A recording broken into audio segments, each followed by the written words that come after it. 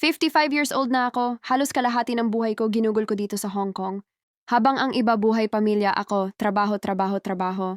Walang Pasko, walang birthday, walang yakap ng anak, pero tiniis ko kasi para sa kanila lahat.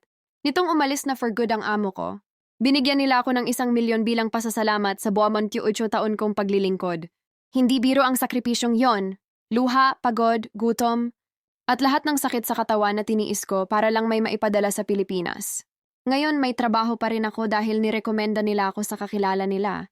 Hawak ko pa ang perang bigay nila, parang bunga ng buong buhay ko sa abroad. Pero nang malaman ng mga anak ko, galit sila.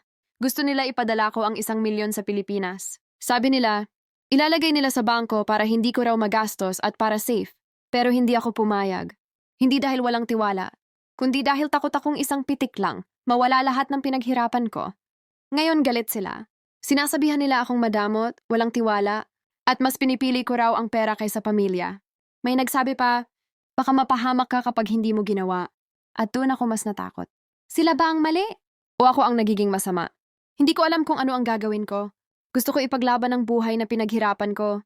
Pero ayoko rin mawala ng anak.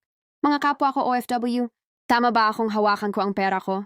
O dapat ko bang ibigay para lang hindi sila magalit? Paki-advise naman po. Hindi ko na alam kung sino ang tama, ako ba o sila?